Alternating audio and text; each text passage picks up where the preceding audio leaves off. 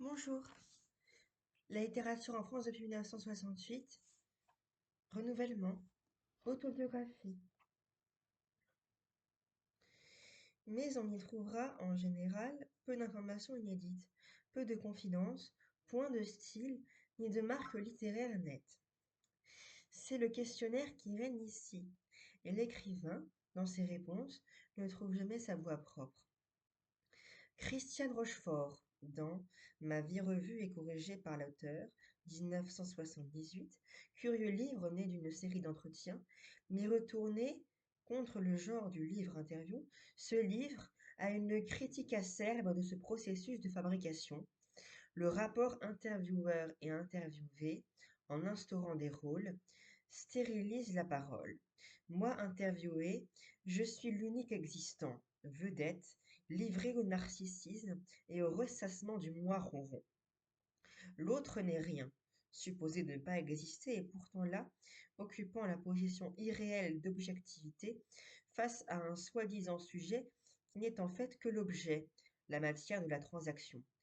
L'intervieweur n'a aucun pouvoir, mais l'interviewé non plus. Ce sont les questions qui l'ont.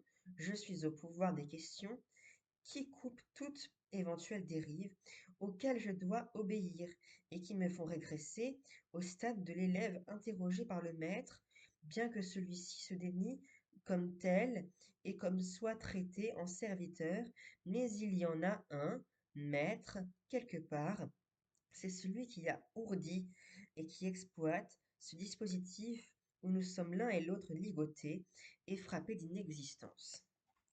Par contre, quand la personne interrogée n'est pas choisie pour sa célébrité, mais précisément pour son anonymat, et que l'écrivain s'efforce au mieux de transcrire le récit oral, des textes révélateurs et captivants apparaissent qui enrichissent autant l'histoire ou l'anthropologie que la littérature.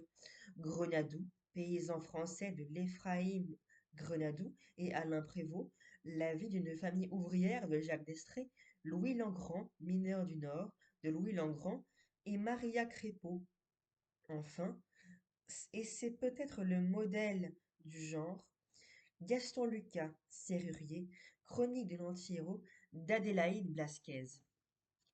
On voit que, dans les génériques, même l'incertitude règne sur la part du héros et celle du rédacteur, en somme, sur l'identité de l'auteur. Dans ce même type d'écrit à tendance anthropologique se range un grand succès de librairie, Le Cheval d'Orgueil de Pierre Jacques Elias. Écrite d'abord en breton, publiée en français, cette auto-ethnographie écarte la situation de l'interview, puisque pour une fois, informateurs indigènes et auteurs lettrés ne font qu'un. Il s'agit de sauver la mémoire d'une communauté menacée.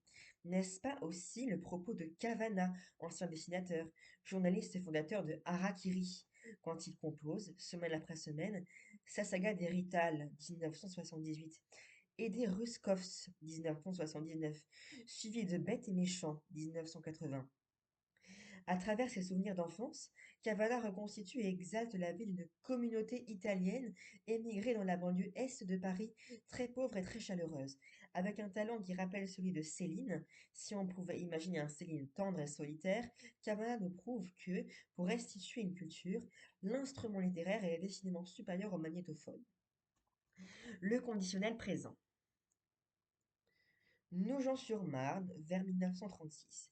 C'est un gosse qui parle. Il a entre 6 et 16 ans. Ça dépend des fois.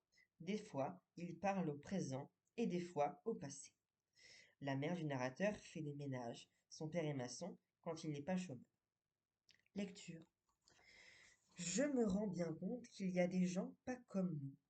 Les patronnes de maman, par exemple.